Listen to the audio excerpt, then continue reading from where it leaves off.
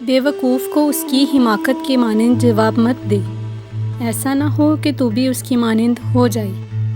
بے وقوف کے کان میں باتیں مت ڈال، کیونکہ وہ بلکہ عمل کے تیرے دانشمندانہ کلام کی تحقیر کرے گا۔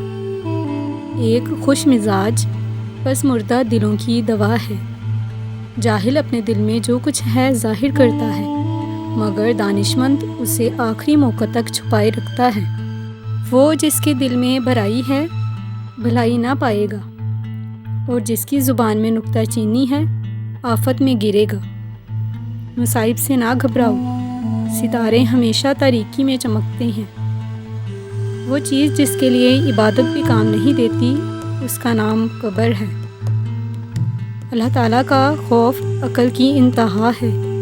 اللہ تعالیٰ کی خوف سے عمر میں اضافہ ہوتا ہے اور شر پسند کی عمر کم ہو جاتی ہے۔ ہر ایک محنت میں فائدہ ہے، لیکن زبانی جمع خرچ سے مفلسی آتی ہے۔ جو بے وقوف کے ہاتھ پیغام بھیجتا ہے اپنے پاؤں آپ کاٹتا ہے۔ سچا دوست جان دوم ہے اور چشم سوم۔ شہوت دل میں اس طرح پوشیدہ ہوتی ہے جیسے پتھر میں آگ۔ جو آدمی جتنا زیادہ بولتا ہے اتنا ہی کم عقل ہے۔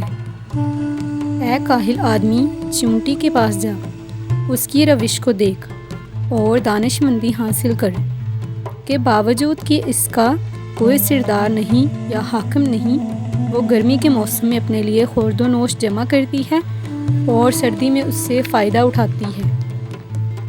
خداوند کی راہ سیدھے لوگوں کے لیے توانائی ہے اور بد کرداروں کے لیے ہلاکت۔ رایا کی خوشحالی سے بادشاہ کی رونق ہے اور رایا کی مفلسی سے بادشاہ کو تباہی ہے۔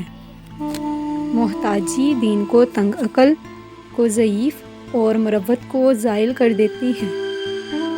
عقل مند کے لیے مناسب ہے کہ وہ اپنے گھر والوں میں بچے کی طرح اور قوم میں جوانوں کی طرح رہے۔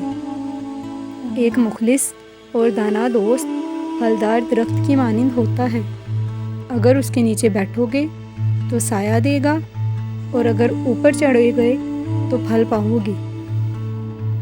اگر تو کوئی کام کسی کے سپرد کرے تو دانا کے سپرد کر۔ اگر دانا میسر نہ ہو تو خود کر، ورنہ ترک کر دے۔ بری اور شریر عورتوں سے خدا تعالیٰ کی پناہ میں رہ، اور نیک عورتوں سے بھی پرہیز رکھ کر ان کی طرف میلان کا نتیجہ شر ہی شر ہے۔ صاحب فہم پر ایک جھڑکی احمق پر 100 کوڑوں سے زیادہ اثر کرتی ہے۔ شکستہ خاطر کے سب دن برے ہیں، مگر جو خوش دل ہے ہمیشہ جشن کرتا ہے۔ تھوڑا جو اللہ تعالیٰ کے خوف کے ساتھ ہو، اس گنج سے جو رنج کے ساتھ ہو بہتر ہے۔